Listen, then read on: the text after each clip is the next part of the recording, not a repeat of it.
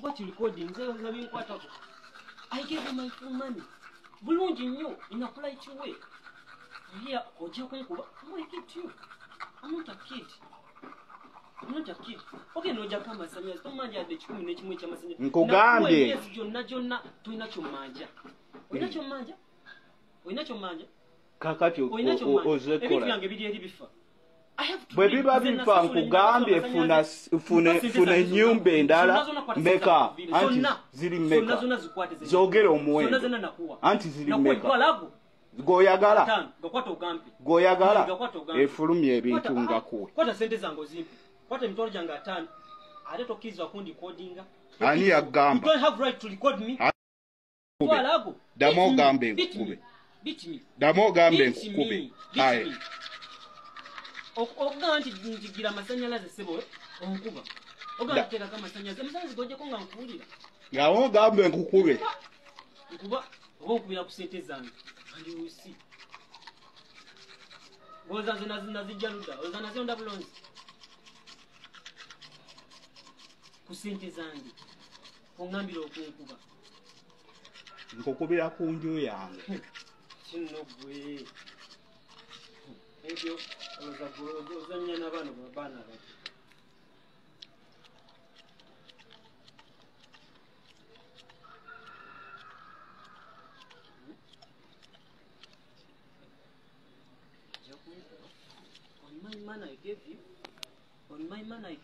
Omupangisa yezobye ne Land Road ensonga ya masanyalaze.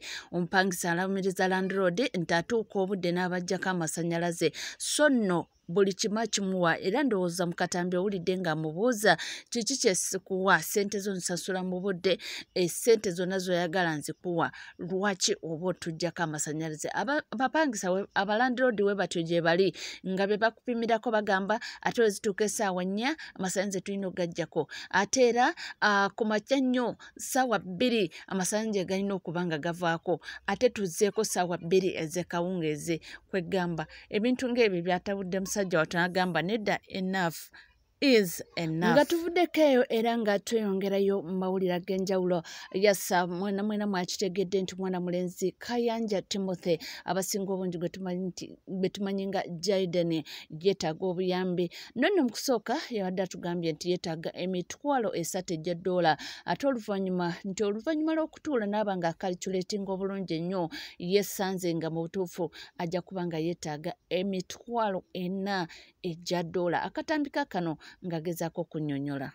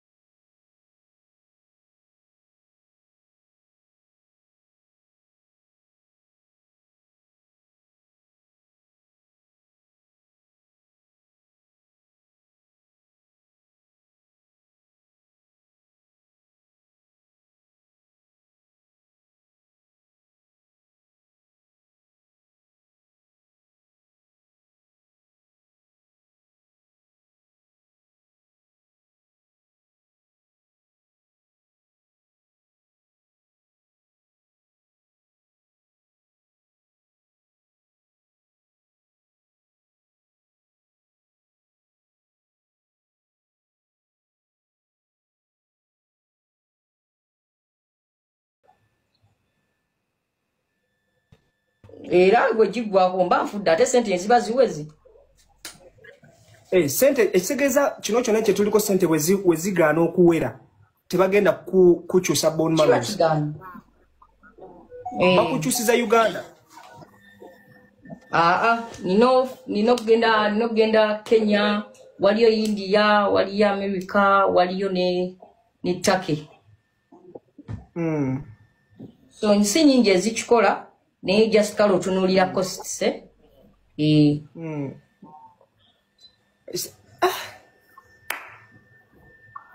Jaden wange bannange nze saagala kulaba Jaden ng'ofa. Nze Jaden nange ng'omuntu ngenda contributinga ngenda kukubira akasimu tucontributinge nange ngenda kuwaayo naye nga bw'oba ng'oli ku live eno negwe sente nyingi emitwalo 4 bannanga basawo bannayi abasawo bakikola si bana Uganda chovola bere ensobo ino givaamu ensobo ino givaamu ogende mu nsinga esobola okukola ekyo woino ofuna eddwaliro ngali so naye so fa sente ezo ziringa nyingi naye bwe tuba tukwatidde wamu cause twabazeemu nga kati kuno tulinako 2,000 ez'abantu 2,000 buli omu ne waba asindisa omutwalo gumu muvaamu sente budde muvaamu sente ezisingako awo kati Jaden nze nina ekirowoozo tukole bwe tuti Jaden abantu bagenda kuwayo ku sente naye olaba otya Jaden bw'otegekayo show ne tufunamu ku sente ez'awamu olaba otya abantu bagenda kujja eno kozi sebo nnene sho terina buzibu naye kyembadde njagala tukole sooke tutambuzeeko zino wiiki 2-3 awo okiti tulabe response y'abantu nawawe bakoze eki obudde bunene obwoteekayo sho asobola oleeta omutwalo asobola obutaguleeta n'agamba kanyindaawo ku sho ate okitegeera naye kati waneeno bw'osooka n'ofunayo z'ofunyeeyo bw'otegekayo ne kashaawo bwetuba nga tukigatta wamu kati ababa mu sho baba balala ne bana basonda zino babeera balala ate jjukira ne show erina expenses zaayo naye oba olina okuteekamu stage biki kati bano ze bakuwagika oba olina okukwatako okire oteekemu bajje ate bayinza obutajja obamanyi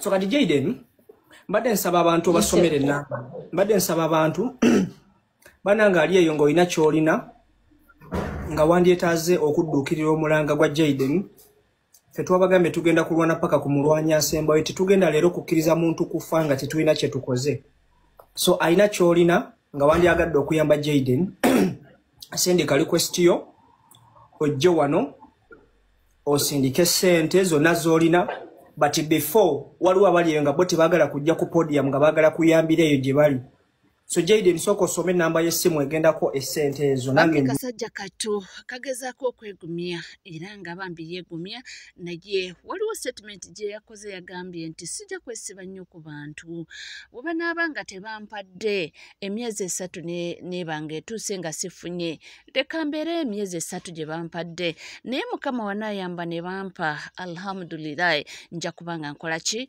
nja kubanga neebaza naye nga womanyi munnange nti ku mukolo tekubulako abasiibufu b'empisa twabadde tuliawo ne zireeta pressure bambi ye ng'avuma kavume mbwe abasawo nagenzi ne baŋŋamba nti mbuzaayo emyezi 3 olwa n'omulwadde wa kidini babeera tebamanyi bbanga lyabuzaayo n'omulwadde wa kansa babeera tebamanyi bbanga lyabuzaayo emyezi 3 nga bakakukebera nze ndi muntu alina amagezi I first analyze the situation nindyoka mbalabalamu ne ŋŋamba kino kituufu kiri si kituufu esimu yange eri endala eriwa omu ku mmwe agenda aleete wali esimu yange onagambye biki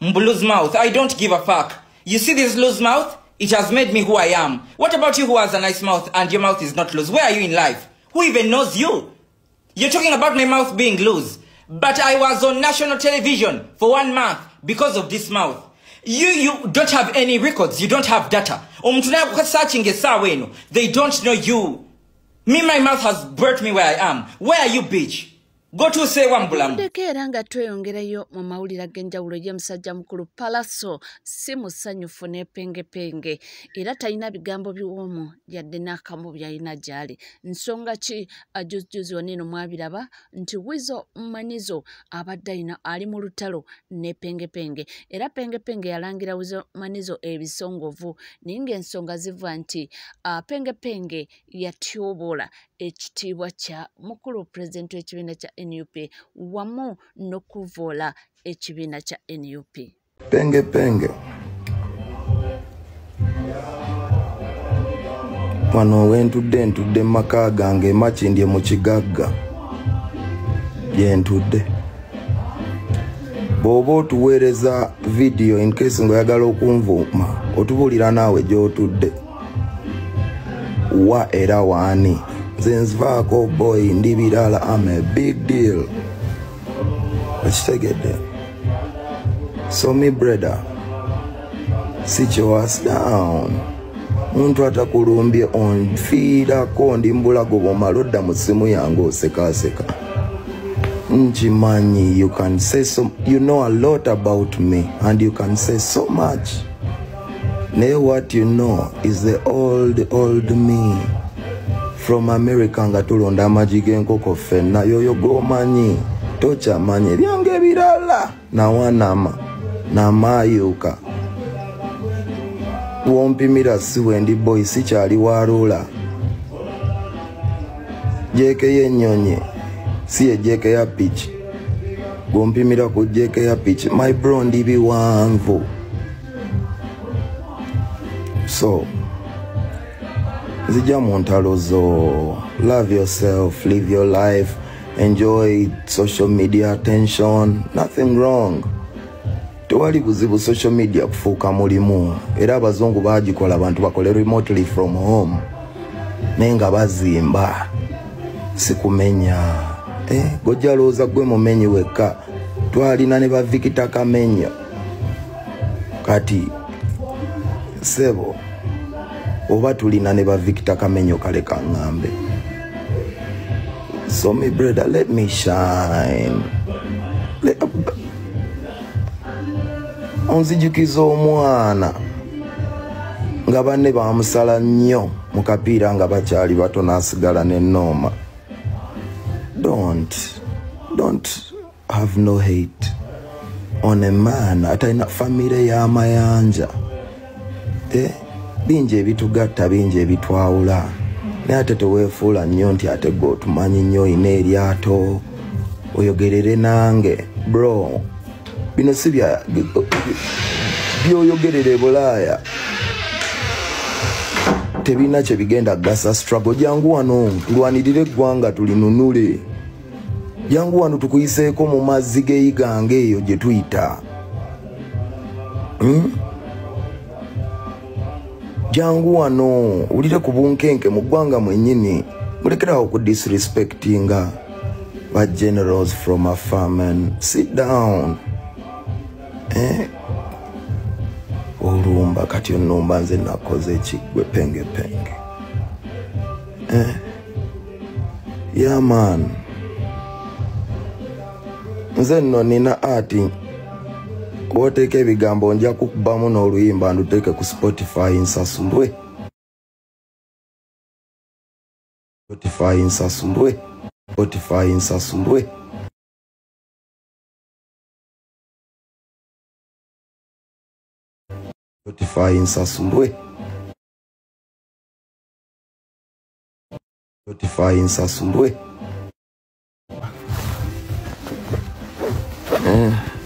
Bw'oba oyagala promotion nja gikuwa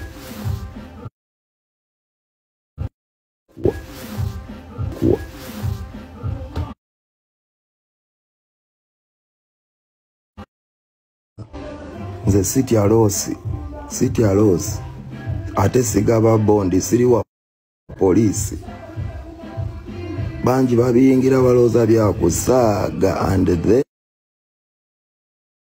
then they realize mbuse omupiira gwambuka essaawa yonna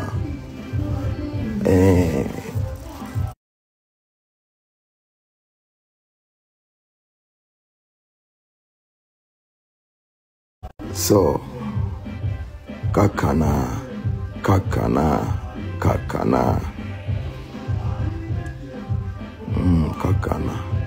nkuwaddemu ekimala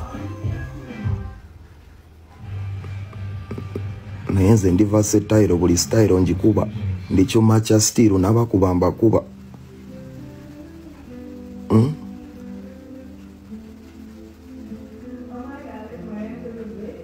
yakuddeyo olowooze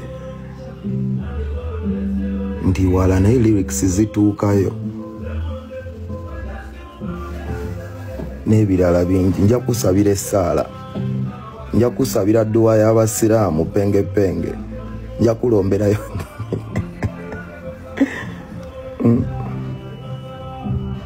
Dendi byange bwoba wasigalamu ennugu y'okuba nti nakuleka magi g'enkoko yogera ne nakulira ki nakubbira ki nange magi g'enkoko naliyo ate nago omulimu. There is no need to eyo nga tuvuddeko era nga tweyongerayo mu mawulire ag'enjawulo. Waliwo amawulire agabadde gatambula nti Felix Kuleije afudde. Abaana bagezezzaako okuba nga bamubika naye essaawa ya kakati tulina update era ono avuddeyo okutubuulira ekituufu kyekiriwa kubanga agamba nti badde bamubuuza nnyo nti yogera ku nsonga eya mukulu Felix Kuleije. Waliwo abantu bangi munsindikidde message twagala kumanya Felix Kuleije ali biki ndoza kansooke mbako brief preamble mutyoke mutegeere. Abaye Brigadier General Major General Felix Kuleije gyali mu garagi mpozi nga avuddeyo leero naye nga gyali mu garagi ekimbe kimbala embiriizi taasulewo taakeese nenga jevudde katunabadde ku mu intensive care we nakasero ngekimbe kimbala embiriizi bulungi nnyo nga lumu Fenkenya olw'ensonga nti ye ng'omuntu embeera ze sinungi alabika yatomera akagali akalimu emisumaali kutomera akagali akalimu emisumaali n'afunamu obuzibu akagali ako kali kavugibwa embwa z'German Shepherd ensonga lwaki ali mu mbeera eyo mwaliso bamukolako nesiroza nti anasigala nga bwali yensonga naye nga ye mulwadde information y'obwa ntuufu mulwadde nnyo alimu embwa z'German Shepherd byebyo mbadde mubuuza okusinga obulungi ennyo. Njala mupitte Abasi byakagaba ne security ye yonna ngenda kwambulira omuntu ogenda kutegeera. Alright. Tuvuddeyo mawulire ge gagaveeyo gakwata ku mukulu oyo naye ndowooza n'ebisigaddeyo tunaaba tubifunye tujja kubanga tugakutuusaako nga tweyongerayo mu maaso. Nkugambye nti wano tukuwa Kasavu Kanyama ye Tamale Mirundi Junior alina olutalo lwawakula. Simanyi munnange oba olutalo nanaalusobola naye Eva bano babeera mu ntalo lutalo lwa Fulufiga byonna abikoze naye nze kyemmanyi nti bajja kweyuza. Agambye eki ku mulundi guno. Senga asidi gwa tutawadi y'obusiru ne penge kati golimu abagirimu mweka awadi y'obusiru omwaka guno senga asidi ne penge emweronde kani agitwala okitegedde awadi y'obugwagwa senga asidi ne penge mwabagikoze eki mwabali mu kategori eyo the 12 of you. Awadi y'okuwemula analyst of the year ajja kuba Frank Ntambi. Warren Balukeza Ntambi ye analyst of the year. Tukikirize tukigane Frank Ntambi professor yasana okubeera analyst of the year. Analyzinga bulungi ebintu Ntambi. Yes. Analyst of the year aina kuba Frank Ntambi. Sendi yandi jitute nayo olugezigezi alya nnyo sente sendi amusasula gwakolera. So Frank Ntambi for me is my analyst of the year. Mwaka guno Frank Ntambi you have analyzed well tobera biased. Wowuliriza Ntambi byayogera biri mu sense.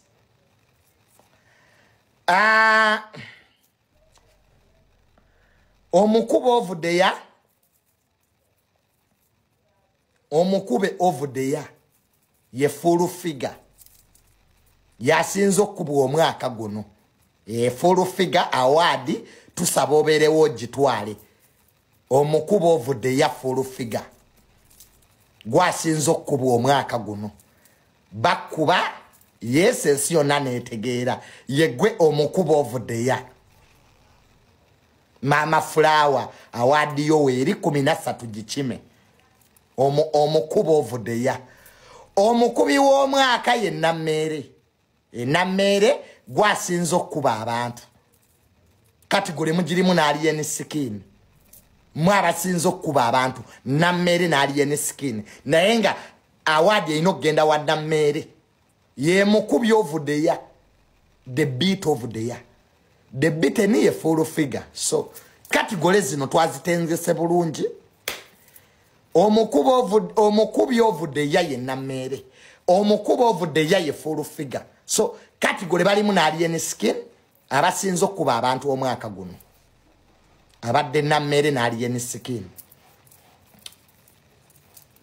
Flop of the year yes aninga tuli ku Legit TV 256 tuwerabira kubanga subscribinga ringinga that notification bell sharinga likinga ebisigadde butereva mawulenja kubanga nga kuwa iranja kubanga nga kutusa kona woli wona wosinzidde sigala naffe tovaawo